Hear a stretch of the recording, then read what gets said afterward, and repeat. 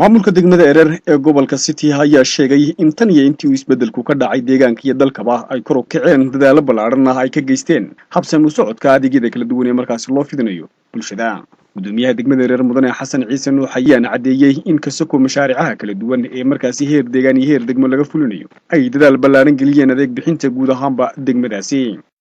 sanad miisaaniyadkii 2011 degmadan erer ahaan xafiisyada horumarka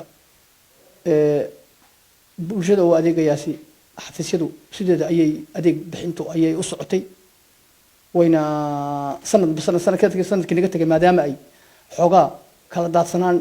iyo cusayb dawladnimo oo dib u galay maadaama ay jirtay xogaa kala daadsanaan ama dhinaca tayada ayay dhibaato ka yar jirtay bay ahayd sanadkiina soo dhaafay adigu xafiisyo xidhan maadaama aynan jirin ima adeeg bixintu goobo xidhan aysan jirin adeeg bixintu si fiican bay u socotay laakiin waxa aan ka doorbidaya marka hadda sanadkan cusub ee 2012 in uu ka fiican yahay kii hore dhaqdhaqaaqyada iyo adeeg bixintu inay aad u dhaanto tii hore sababtoo ah dawladnimadii baa hadda si saldhiganaysa oo adkaanaysa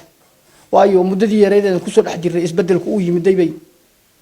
wax badan isku dhex daateen bay ahayd sababaha awgeed buu sanadkan uga fiican yahay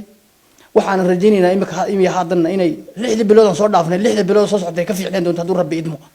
ayaan aad u rajaynayaa adeeg bixintu si fiican bay u socotaa sanadka maantaas waxaan rajaynaynaa wixii sanadka cusub noo diyaarsanaa ama aan noo qorshaysnaa inaan fulino ayaan diyaarno 6 bilood soo dhaafnay qayb badan baan fulinay guud ahaan adeeg bixintu iyo mashaariicahan heerkaas ayay socdaan baan oran karaa kuna soo koobi karaa. magaalada erer ee degmadaasi ayaa laga fuliyay hawlo iskugu jira dayactir iyo bixinta wadooyin cusub oo markaasi dhex maraya gudaha magaalada erer kuwaasi oo fududeyn doona isla markaasina kaalin muhiim ka qaadan doona kor u kaca dhaqaalaha iyo isku socodka bulshada. waana kan gudoomiyaha dawladda hoose ee magaalada erer mudane Siciid Maxamed oo nooga warbixinaya arrimahaasi. waxa weeye kulli bilicda iyo nadaafadda ayaan ku hawlanahay magaalada khaasatan maxay ahayd wadooyinka magaalada aan hagaajinayno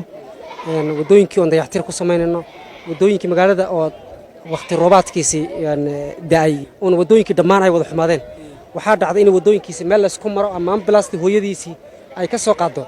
la waayay waxaan ka helay ismaamulka Dirdhaba in tababar ah gawaarida inay nagu taakuleeyaan gawaarida iyo maashinadii wadooyinkii dhammaan 12 wadana aan dayactir ku sameynay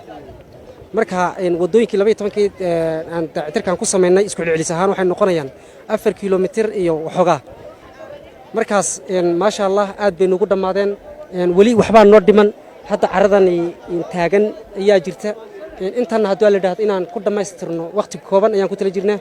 qaar ka mid ah shacabka iyo ganacsatada magaaladaasi ayaana cadeeyay in jidadkan la dayactiray iyo kuwan horta leh ee la furayba ay faa'iidooyin kala duwan oo ballaaran ay u leeyihiin bulshada qaybeeda kala duwan. wax isbedela uu yimid waarun markii horena dhuku boor buu ahaa imikana wallahi in tikad soconayaan maleynaa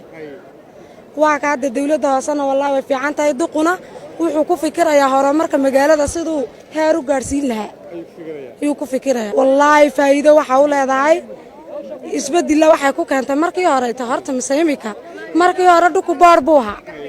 markaan soo marsana kareen ka sii bana raacis imikana dad tikad ku jooga un bayna la tahay magaaladan isbedelka aan ka arkayna hadda ahaan tii hore ma garanayne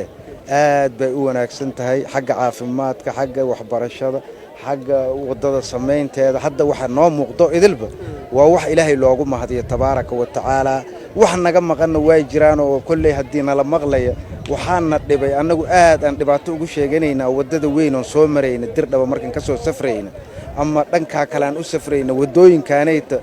isbaaltana looma sameeynin buundooyin waaweyn baa jiro gaariyaasha ay ku qarmaan midaan wiliba midda erer hadda noogu dhow oon arkayno la arki karo loo tagi kara taasoo naloo sameeyay intaan naloogu dara ducada waxay noqon lahayd bixaqi subxaana rabbika aad bay u wanaagsanaan lahayd inta baa naga maqan wallahi aad buduqa magaalada aad buu dadaalaya intii karaankiisa wuxuu qaban karo qabanaya marka wallahi imka dikada dadka simaan maleynaya uu dadaalaya dhukii madoobaad tirigaan buu wada galiyay dhuku de wallahi waa hab lofti way in wadooyinka cusub soo kordhay maxay idinka faa'iido leeyahay aad bay faa'iido noogu leedahay xitaa meheeradan ka shaqeyno markii hore markay xinno waxa la mud jirinay toddobaadii waxa xidhan tahay moogtahay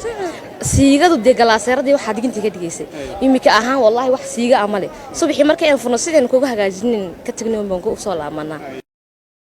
magaalada yareer oo ay shacabka ku dhaqan ay ku tiirsan yihiin wax soo saarka xoolaha iyo beeraha ayaa sidoo kale qani ku ah kheyraadka biyaha gaar ahaan biyo daaweedka kulul iyo kuwa dhanaan oo markaasi taariikh fac weyn ku leh degmadaasi.